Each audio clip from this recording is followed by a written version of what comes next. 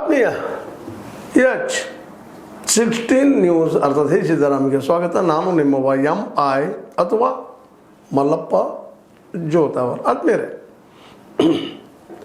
ಬೆಳಗ್ಗೆ ಒಂದು ವಿಡಿಯೋ ನೋಡ್ತಾ ಇದ್ದೆ. ನಮ್ಮ ಬಾಪುಗೌಡರು ಬಿಟ್ಟಂಥ ವಿಡಿಯೋದಲ್ಲೇ ಜಯಶೀಲ್ ಶೆಟ್ಟರಿಗೂ ಮತ್ತು ನಮ್ಮ ಬಾಲಚಂದ್ರ ಜಾರಕಿಹೊಳಿ ಅವರಿಗೂ ಎಷ್ಟು ಅನ್ಯೋನ್ಯತೆ ಆತ್ಮೀಯತೆ ಇದೆ ಅನ್ನೋದು ಸ್ಪಷ್ಟ ಆಗ್ತಾ ಹೋಗ್ತದೆ.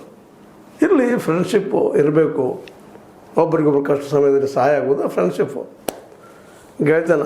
ಮತ್ತು ಅವರು DCC ಬ್ಯಾಂಕ್ ಸಂದರ್ಭದಲ್ಲಿ ಸಂದರ್ಭದಲ್ಲಿ 130 ಕೋಟಿ ರೂಪಾಯಿ ಸಾಲದ ಬಗ್ಗೆ ಬಂದಾಗ ಜಯಶೀಲ್ ಶೆಟ್ಟರನ್ನು ವಹಿಸಿ ಮಾತಾಡಿಕೊಂಡಿದ್ದು ಅದು ಓಪನ್ ಆಗಿ ಪತ್ರಿಕಾಕರ್ತರ ಮುಂದೆ, ಪತ್ರಿಕಾ ಮೀಟಿಂಗ್ ಮುಂದೆ ಹೇಳಿದ್ದು ನಾವೆಲ್ಲ ಗಮನಿಟ್ರೆ ಒಳ್ಳೆಯ ಸಂಬಂಧದ ದ ಬೆಸ್ಟ್, ಹೋಗಲಿ, ಗುಡ್ ಫಾರ್ ಇಟ್. ಇಲ್ಲಿ ನಾವು ಈ ಮಾತನ್ನು ಯಾಕೆ ಈ ಸಂದರ್ಭದಲ್ಲಿ ಎತ್ತಿದ್ದೀವಪ್ಪ ಅಂತಂದ್ರೆ, ಈಗಾಗಲೇ ನಮ್ಮ ಬಾಲಚಂದ್ರ ಜಾರಕಿಹೊಳಿ ಅವರು ಜವಾಬ್ದಾರಿತ ಪೋಸ್ಟ್ ಅಂತಿದ್ದವರು.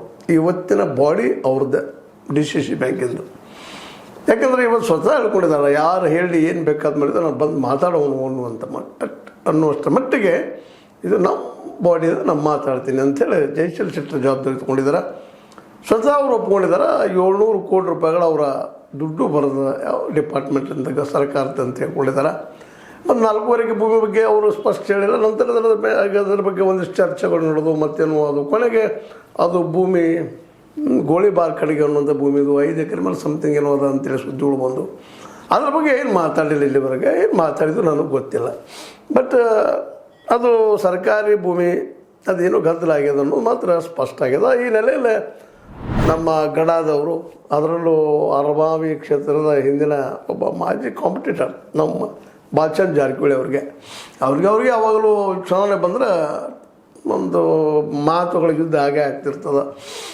ಗಡಾದವರಂತೂ ಭೀಮಶಿ ಅವರು ವಿಶೇಷವಾಗಿ ಈ ಕೇಸನ್ನು ತೆಗೆದುಕೊಂಡು ಲೋಕಾಯುಕ್ತ ಹೋಗಿದ್ದಾರೆ. ಲೋಕಾಯುಕ್ತರು ಒಂದಿಷ್ಟು 3 ತಿಂಗಳು ಟೈಮ್ ತೊಗೊಂಡಿದ್ದಾರೆ ಕಾಣ್ತದೆ. ಅದರ ನಂತರ ಮತ್ತೆ ಮುಂದಿನ ಡೆವಲಪ್ಮೆಂಟ್ ಆಗ್ತದೆ. ನೋಡೋಣ ಅದು ಯಾರ ಭೂಮಿ